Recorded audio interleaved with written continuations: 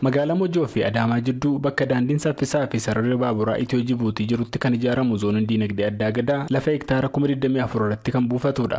Har'a aangawoonni mootummaa feederaalaa muummee ministeeraa Abiyyi Ahmed dabalatee bakka buutonni mootummaa Chaayinaa bakka argamanitti ijaarsi piroojeektii kun jalqabee jira.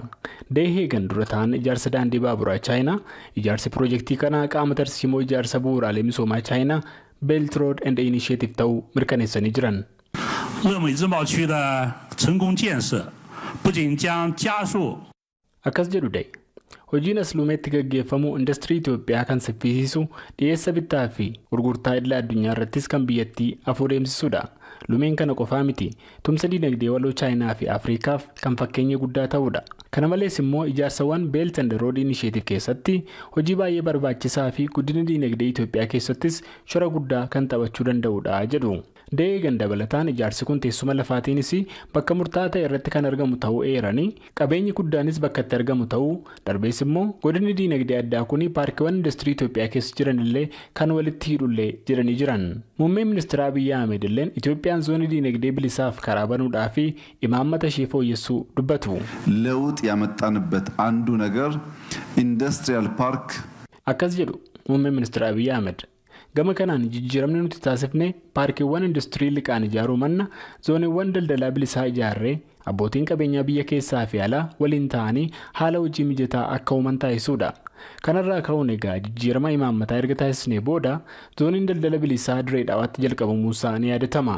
Inni lammataas as Mojootti jalqabeera. Egaa kaanis akkanumaan kan itti fufu ta'a jedhu. Muummeen ministeera Abiyyi Ahmed zooniin addaa diinagdee gadaa kun waan adda isa taasisa jedhanis yoo ibsan.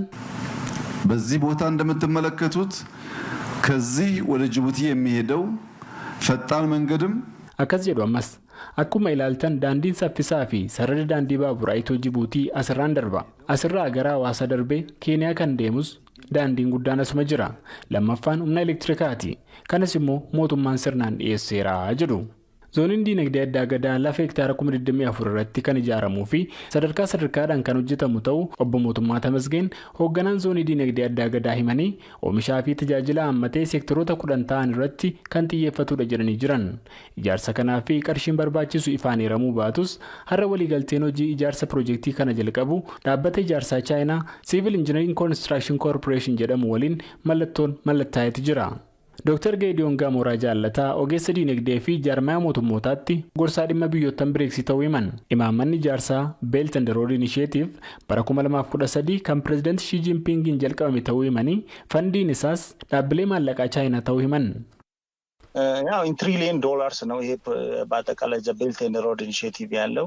Akkas jedhu Dr. Geediyoon. Doolaara tiriiliyoonaan lakkaa'amudha. Kanaaf baasii kan ta'u. Kanaafis baankotii hedduutu jiru. Hojiin isaa adda dureedhaan dhaabbilee Chaayinaaf kennama. Biyyoota biraaf hin kennamu. Kun imaammata go'aatu jedhan kan bara 2009 kan jalqabee fi hojiirra oolchuufidha. Fandiin kun dhufuun biyyoota diinagdeen guddataa jiran kan akka Itoophiyaaf gaariidha. Ammoo kana keessa dhaabbileen isaanis ittiin jajjabeeffamuu jechuudhaan dubbatu. Dr. Geediyoon maallaqni hojii kanaaf oolu liqaan kan dhufu ta'us dhalli isaa gad bu'aadhaa yaada jedhu kaasee piroojeektiiwwan kun mootummooleen sirnaan hojiirra hin oolan taanaan garuu biyyaaf balaa qabu jedha. በብድር አሰራር ያው የሚታወቅ ነው። ይሄም ባንኮችም ፎር ፍሪ ምንም የሚሰጡት ነገር የለም ሀገር ውስጥም ሆነ ከውጭ። Akkas jedha Dr. Geediyoon ammas. Gama liqaatiin baankoliin tola wanti kennan hin jiru. Garuu kaayyoo waan kanaa biyyoottan liqaa kana fudhatan sirnaan fayyadamanii akka liqicha deebisanidha. Yoo sirnaan qabamuu baate piroojeektiin kun chaayinoota hojicha hojjetaniin warasamuu danda'a. Kanaaf akkan siif hime gaggeessi piroojeektiiwwan kanaa murteessaadha jechuun dubbatu.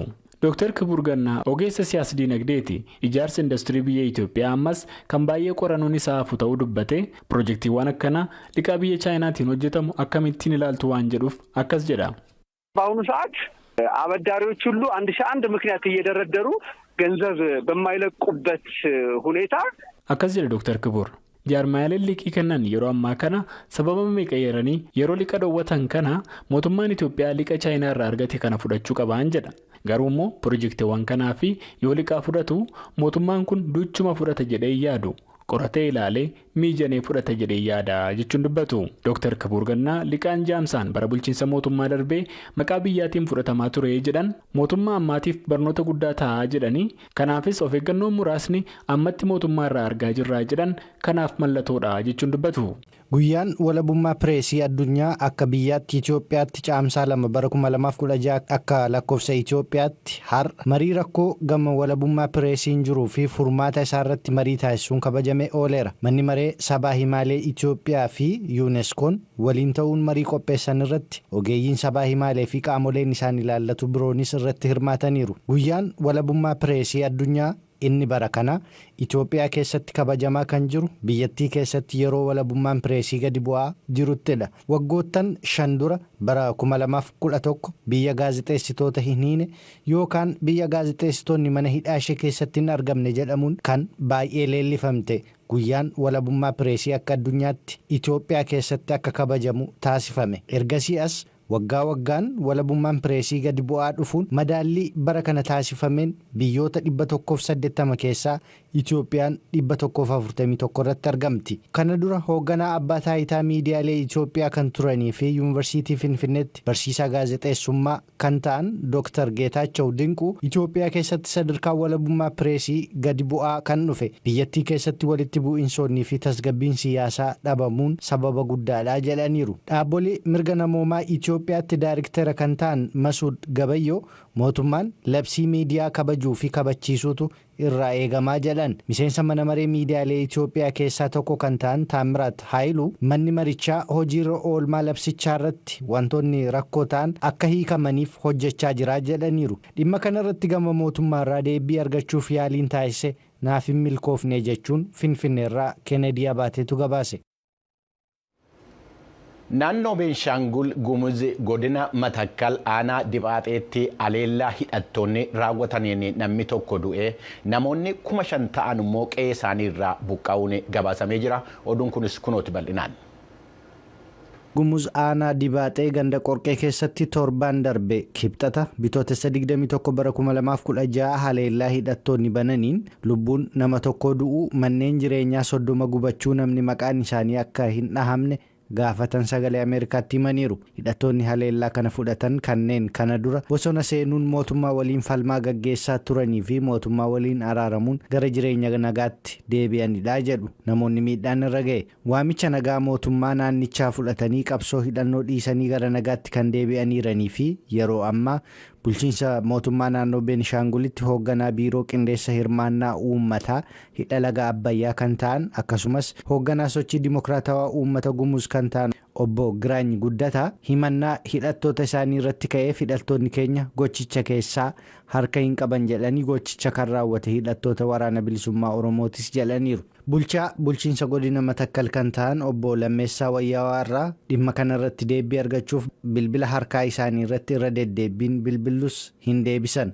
Bulchiinsa naannoo Beenishaangul Gumuz godina Matakkal aanaa Gilgal Balas keessatti hidhattoonni kanaan dura qabsoo hidhannoo irra turanii mootummaa waliin walii galanii gara nagaatti deebi'an waadaan mootummaan nuuf seene nuuf hin raawwatamne jechuun lammiilee nagaa irratti tarkaanfii fudhataniiru jechuun koomishiniin mirga namoomaa Itoophiyaa torban darbe gabaasa baasuu isaa gabaasuun keenya ni yaadatama jechuun Baardaarraa Aster Misgaanaawutu gabaase. Jilli Israa'el itti aanaa afaan yaa'ii paarlamaa biyyattii Moshee Salamooniin durfamu naannoo Tigraay keessatti daawwannaa guyyoottan 3 taasisee jira. Jilli Israa'el kun miseensota 6 of keessaa qabu waa'ee misooma qonnaa, ce'umsa teknooloojiitii fi gargaarsa namoomaa ilaalchisee akkaataa Israa'el naannoo Tigraay wajjiniin hojjechuu dandeessu irratti dubbachuu isaa pirezidaantiin bulchiinsa yeroo kan naannoo Tigraay obbo Geetaachoo Raddaa fuula sabaa himaalee isaanii irratti eeranii jiru. Jilli kun warreen hidda dhaloota Israa'el qabanuu fi kaaba Tigraay magaalota Addaaroo akkasumas indaa abbaa guunaa keessa jiranu arganii kan dubbisanii yommuu ta'u bakka awwaalcha warreen hidda dhaloota Tigraay qabanu kan naannicha keessatti argamus daawwachuun isaanii beekameera.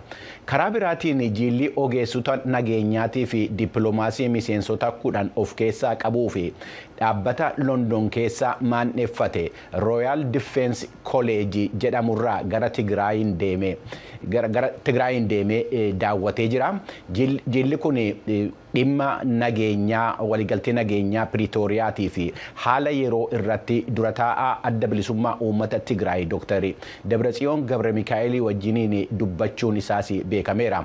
Jiilichi dhaabbilee siyaasaa naannoo Tigraay keessa jiran biroo wajjiniinis mari'achuun isaa dura taa'aan paartii Areenaa Tigraay Andoom Gabrasillaasee ibsuu isaanii Mulgeetaa Hatsibaatii kan Maqaleerraa gabaase.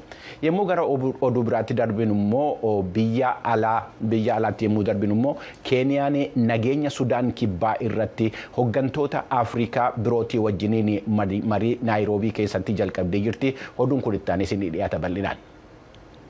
Mariin hooggantoota olaanoo dhimma nageenya Sudaan kibbaa irratti xiyyeeffate kamisa har'aa Keeniyaatti taa'amuu jalqabeera. Marii kana irratti hooggantoonni biyyoota Afrikaa biroos irratti argamaniiru. Sudaan kibbaa keessatti wal dhabdeen waggootaaf turee fi kan diinagdee biyyattii laamsheessee ture akka dhaabbatuufis gaafatameera. Pirezidaantiin Sudaan kibbaa Saalvaa Kiir sirna baniinsa marii nagaa kana irratti kan argamaniiran dubbii dhageessisaniin gita isaanii kan Keeniyaa Wiiliyaam Ruuto marii kana keessummeessuu isaaniif galateeffachuun mootummaan isaanii amanamummaa gaarii fi sammuu qulqulluutiin akka mari'atu himanii warri mormitootaas amantaa fi fedhii nagaa Sudaan kibbaaf waan wal fakkaataa akka qooddatan abdiin qaba. Kunis guutummaatti yommuu galmaan ga'u tasgabbii bara baraa fi guddina diinagdee naannicha keessatti fidaa jedhan. Mariin nagaa kun mootummaa fi garee hidhattoota mormitootaa warra waliigaltee bara 2018 isa wal waraansa waggoota 5 ture kan lubbuu namoota 400,000 galaafatetti xumura taasise keessa hin turre waliinidhas jedhameera.